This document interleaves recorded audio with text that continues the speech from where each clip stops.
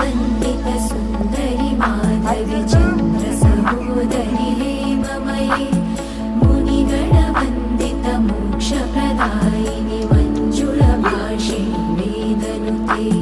पङ्कजवासिनि देवसुपूजित सद्गुणवर्षिणि शान्तियुते